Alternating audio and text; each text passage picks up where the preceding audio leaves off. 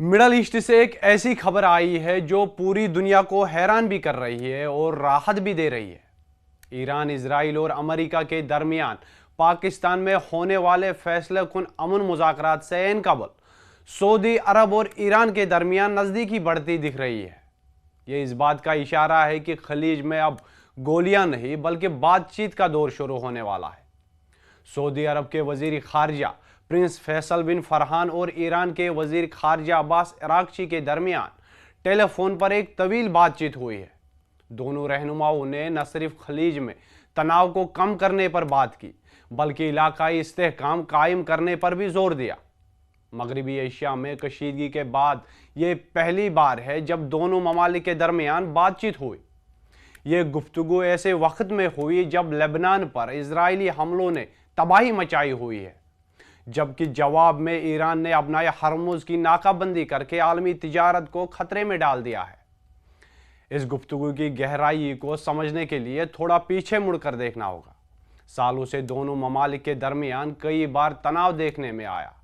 अमरीकी फौजी कार्रवाई के बाद ईरान ने सऊदी अरब, कतर और यूएई जैसे ममालिक को निशाना बनाया है। यहां तक कि ईरान पर इल्जाम लगाया गया है कि उसने सऊदी अरब के तेल के तनसीबात को भी निशाना बनाया। लेकिन इस दरमियान ईरान अब अपने पड़ोसियों के साथ तवाजुन कायम करने की कोशिश कर रहा है। सफारती माहिरीन का मानना है कि ईरान अब अमन मुज़ाकरात से पहले इन इलाकाई ताकतों के साथ मिलकर एक सिक्योरिटी कोर तैयार कर रहा है, जिससे अमेरिका और इजराइल पर सिफारती दबाव बनाया जा सके। पाकिस्तान में होने वाली अमन मुज़ाकरात को गेम चेंजर समझा जा रहा है। अगर सऊदी और ईरान एक मुश्तरका मौक़िफ़ पर मुत्तफ़िक हो जाते हैं तो मगरबी एशिया में जंगबंदी के इम्कानात बढ़ जाएंगे। ताहम इस दरमियान इजरायली वज़ीर आज़म नेतन्याहू ने वाज़ेह कर दिया कि हिज़्बुल्लाह के ख़िलाफ़ उनके हमले रुकने वाले नहीं है। उन्होंने कहा कि इजरायली फ़ौज पूरी ताकत और दुरुस्त हिकमत अमली के साथ हिज़्बुल्लाह को निशाना बना रही है।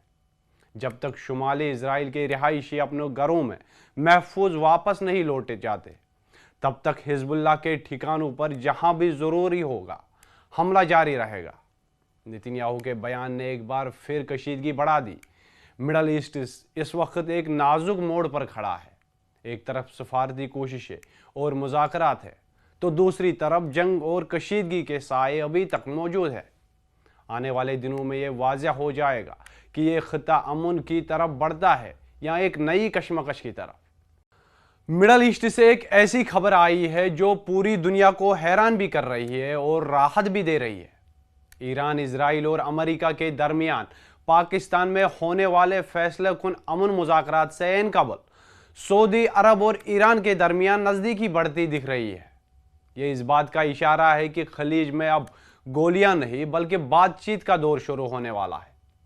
सऊदी अरब के वजीर खारजा प्रिंस फैसल बिन फरहान और ईरान के वजीर खारजा अब्बास अरागची के दरमियान टेलीफोन पर एक तवील बातचीत हुई है। दोनों रहनुमाओं ने न सिर्फ खलीज में तनाव को कम करने पर बात की बल्कि इलाकाई इस्तेहकाम कायम करने पर भी जोर दिया। मगरबी एशिया में कशीदगी के बाद ये पहली बार है जब दोनों ममालिक के दरमियान बातचीत हुई। ये गुफ्तगू ऐसे वक्त में हुई जब लेबनान पर इजरायली हमलों ने तबाही मचाई हुई है, जबकि जवाब में ईरान ने अपनाए हरमुज की नाकाबंदी करके आलमी तिजारत को खतरे में डाल दिया है। इस गुफ्तगू की गहराई को समझने के लिए थोड़ा पीछे मुड़कर देखना होगा। सालों से दोनों ममालिक के दरमियान कई बार तनाव देखने में आया।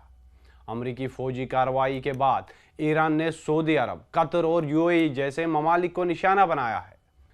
यहां तक कि ईरान पर इल्जाम लगाया गया है कि उसने सऊदी अरब के तेल के तनसीबात को भी निशाना बनाया।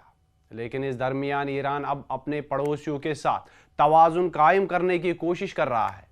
सफारती माहिरीन का मानना है कि ईरान अब अमन मुज़ाकरात से पहले इन इलाकाई ताकतों के साथ मिलकर एक सिक्योरिटी कोर तैयार कर रहा है, जिससे अमेरिका और इजराइल पर सिफारती दबाव बनाया जा सके। पाकिस्तान में होने वाली अमन मुज़ाकरात को गेम चेंजर समझा जा रहा है। अगर सऊदी और ईरान एक मुश्तरका मौक़िफ़ पर मुत्तफ़िक हो जाते हैं तो मगरबी एशिया में जंगबंदी के इम्कानात बढ़ जाएंगे। ताहम इस दरमियान इजरायली वज़ीर आज़म नेतन्याहू ने वाज़ेह कर दिया कि हिज़्बुल्लाह के ख़िलाफ़ उनके हमले रुकने वाले नहीं है। انہوں نے کہا کہ اسرائیلی فوج پوری طاقت اور درست حکمت عملی کے ساتھ حزب اللہ کو نشانہ بنا رہی ہے۔ جب تک شمالی اسرائیل کے رہائشی اپنے گھروں میں محفوظ واپس نہیں لوٹے جاتے، تب تک حزب اللہ کے ٹھکانوں پر جہاں بھی ضروری ہوگا حملہ جاری رہے گا۔ نتن یاہو کے بیان نے ایک بار پھر کشیدگی بڑھا دی۔